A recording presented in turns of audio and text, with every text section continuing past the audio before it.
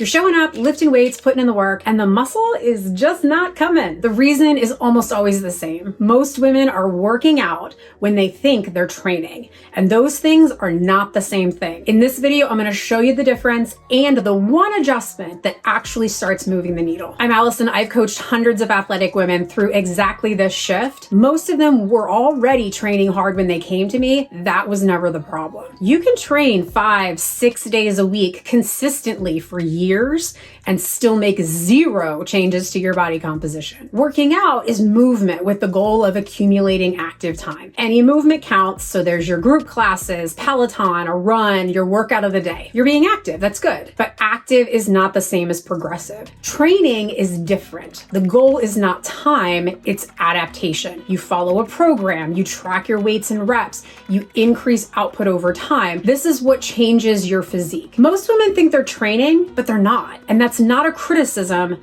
Nobody told them the difference. Working out is great for beginners and the general population. It creates a baseline of health and fitness. But you want more than baseline. You want more muscle. Working out and hoping to gain muscle is like showing up to your piano practice and just playing a bunch of random songs every day instead of perfecting scales and improving technique. You're going through the motions. Working out is the core of the burn more, eat less recipe for skinny. And remember, skinny is not athletic. Athletes train. Training builds muscle. If you don't know what weight you used last time, you change your workouts every week because you get bored, or you pick exercises based on what you feel like doing rather than following a prescribed plan, you're exercising, not training. And that's why your muscles aren't growing, because working out is not enough. You can work out 5-6 times per week and still make zero physique changes. Are you going to the gym to get tired? Or are you going to the gym to get stronger and build muscle? If you're not training to progress your lifts over time, you're just maintaining your body, you're not changing it. But once you've made that switch, you're ready for the real game changer when it comes to building muscle. Mechanical tension. Sounds sexy, right? The key driver of muscle growth isn't how many reps you do, how many minutes you log, or how sweaty you get. It's how much mechanical tension you create in the muscle. If the load isn't heavy enough, your muscles won't change. You have to challenge the muscle enough to force an adaptation.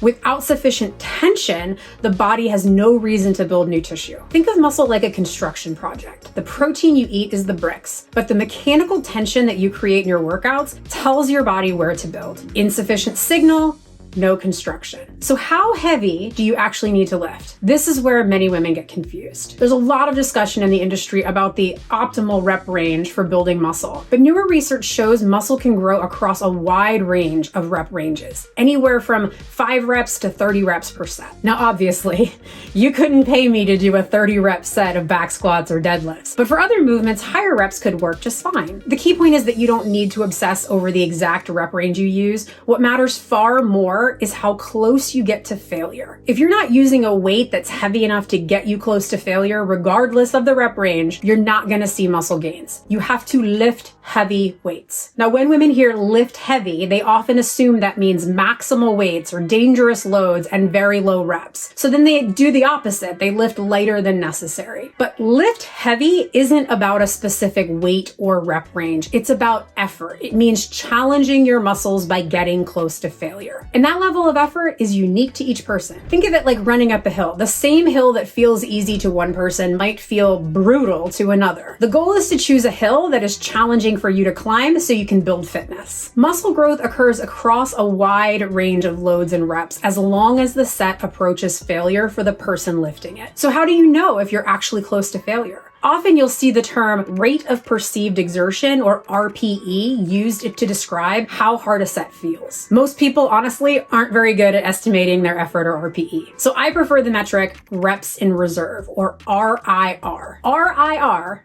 measures how close you are to failure by answering one question: how many more reps could I have done before I couldn't do another? If you finish a set and think you could have done 2 more reps, that's 2 reps in reserve, or RIR. If you go until you physically can't lift another rep, that's 0 RIR, or true failure. Most lifters will stop a set far earlier than they realize. They feel the burn, the reps slow down, and they assume the set is done. but they may still have 5 to 10 reps left. This is like leaving a movie 15 minutes before the ending. You experienced most of it, but you missed the part that actually mattered. Many women will see a program prescribing 8 to 12 reps and assume the goal is simply to reach the top number. But the rep count is just a guideline. The real goal is to reach 1 to 3 reps in reserve within that rep range. 12 reps at 5 reps in reserve is less effective than 9 reps at 2 reps in reserve, because not all reps will stimulate muscle growth. The final reps that are close to failure recruit the most muscle fibers.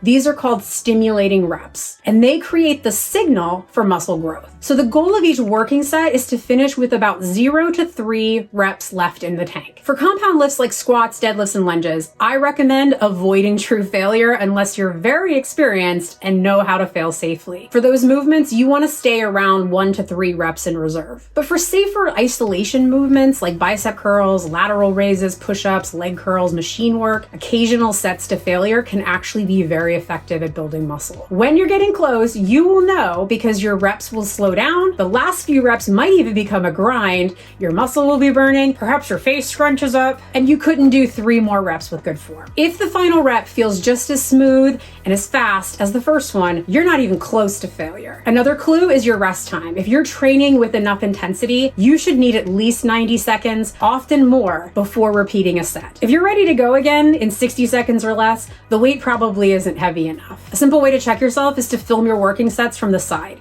You'll see exactly when the reps start to slow down, your form starts to shift, and that effort ramps up. To truly know what 1 to 3 RIR feels like, you have to test it. On the last set of an exercise where failing feels safe, go all the way to true failure, 0 reps in reserve. See how many reps you actually had left. This will help to recalibrate your sense of effort. Stop winging it with your training intensity and start tracking your reps in reserve on every set. It's the most powerful tool we have for making sure your workouts are actually stimulating muscle growth. And here's the surprising outcome. Training with the right effort often means training less, because heavier weights bring you to failure faster, and that means fewer sets are needed. If your sets are close to failure, 3 to 4 sets per exercise is usually enough. 4 to 8 sets per muscle group per week will get the job done. So you spend less time in the gym, better muscle stimulus. So yes, building muscle after 40 is absolutely possible. Your strategy just needs to be more effective. Now you know what actually causes muscle growth and what's been getting in the way. But here's the thing that most women do next. They start training harder, eating less, trying to build muscle and burn fat at the same time. But that combination is exactly what's stalling progress after 40. It's the most common mistake I see. And it looks like the right move on paper. But in the next video, I'm going to show you why it backfires and what to do instead. It's on your screen right now.